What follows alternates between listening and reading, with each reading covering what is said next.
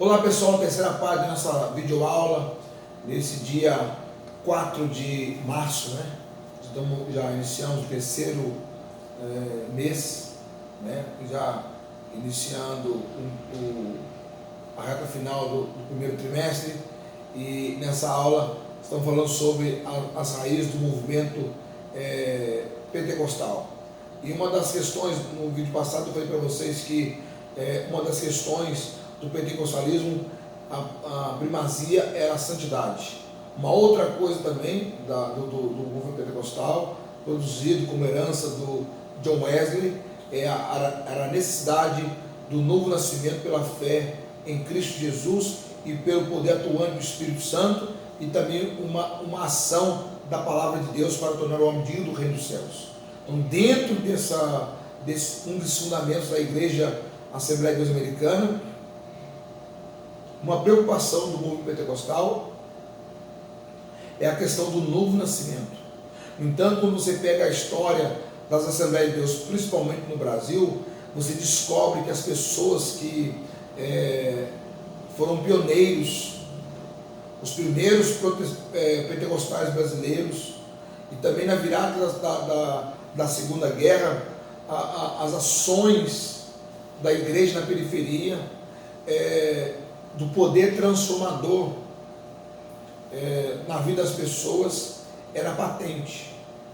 Por quê? Porque nós éramos um país formado por leigos, formado por pessoas analfabetas, um país que estava saindo do pós-guerra, estava saindo da zona rural e vindo para os grandes centros, com as construções da siderúrgica a partir do governo de Getúlio Vargas. Então, aquelas famílias de colonos que ocupavam as casas nas fazendas, oferecendo a sua mão de obra, agora começam a migrar para os grandes centros e vão morar na periferia.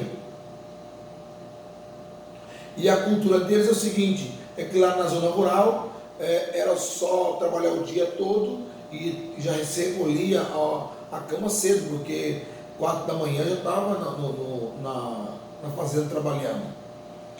Então dormia cedo.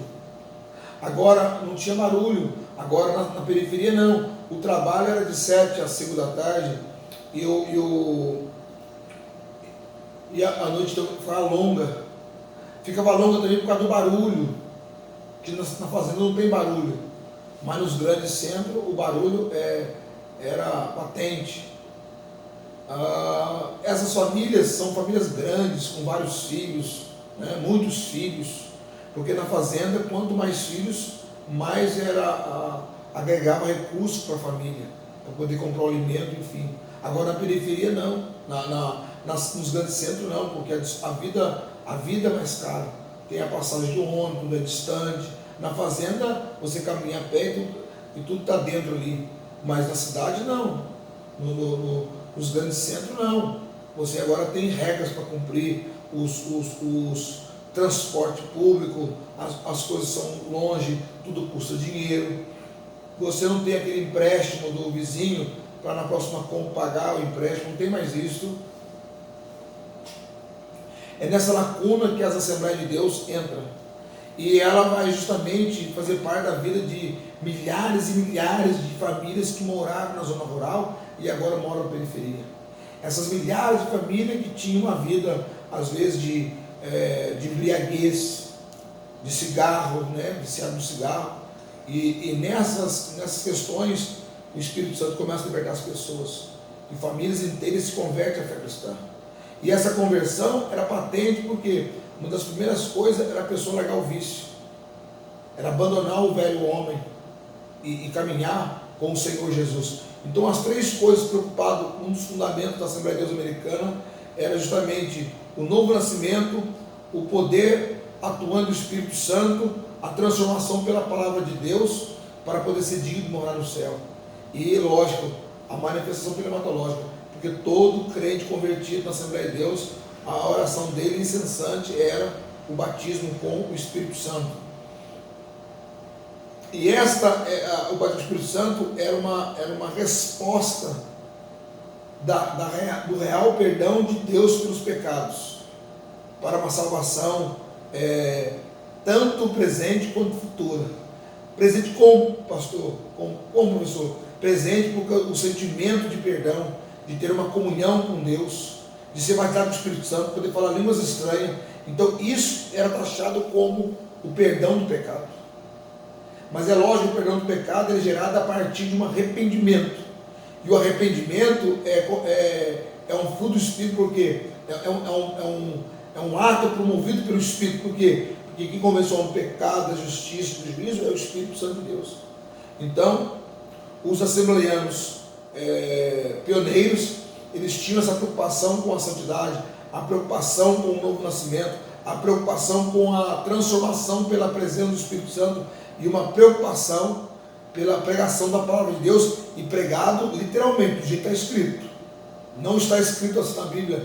Era quando você tentava introduzir algum pensamento, né, para interpretar o texto, o obreiro dizia: não está escrito assim no texto, não está escrito a palavra.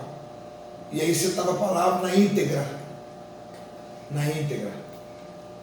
Isto era patente a nossa realidade nessa raiz histórica do movimento pentecostal, principalmente desde o seu começo, né? Na Irlanda, né, o avivamento no país de Gales, nós temos um movimento que figura de John Nelson Darby, 1882, que buscava retornar ao cristianismo simples, né, sem uma placa, de forma a tornar-se institucional, né? Por quê? Porque as igrejas históricas, ela primeiro criou-se os estatutos, primeiro criou-se o credo, para depois a instituição passar a existir. No pentecostalismo não. O pentecostalismo tornou-se um movimento até 2015, quando as Assembleias de Deus, ligadas à Convenção Geral, criou a declaração de fé. E as Assembleias de Deus, ligadas à CONAMAD, também criou a sua própria declaração de fé.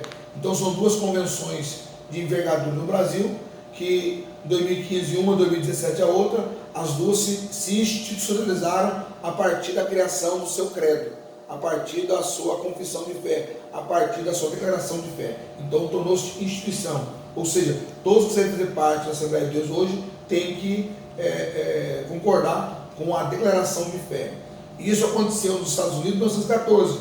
Foi onde os assembleianos, os pentecostais se separaram, porque dentro dos pontos fundamentais da fé cristã, produzido em 1914 nos Estados Unidos, um dos pontos eliminava os licencistas, porque o credo dizia: cremos em um único Deus, em três pessoas, Pai, Filho e Espírito Santo. Então, quando foi a declaração de fé foi aberta nesse sentido, o grupo de unicistas, que diz de passagem que era o maior grupo pentecostal nos Estados Unidos, eles se separam porque eles eram unicistas, ou seja, crer em Deus de forma modalista, né? Deus veio, se encarnou, ressuscitou no terceiro dia, agora está como Espírito Santo na terra. Essa é a forma, ou seja, de modos que Deus apresentou, né? Então, dentro dessa questão, John Nelson Darby, ele começa a promover, a pregar uma mensagem para voltar a um cristianismo simples, sem divisão, sem dominação, sem ser institucional, mas um evangelho simples. As Assembleias de Deus começou assim também no Brasil, era assim, agregava todos, porque ela não era uma denominação forte, ela agregava todos. E também sempre foi da Assembleia de Deus, e o John Nelson Darby influenciou isso no que tange a volta do Senhor Jesus, ou seja, a escatologia bíblica, a segunda vinda de Cristo e o arrebatamento da igreja. Deus abençoe e vamos para o último vídeo.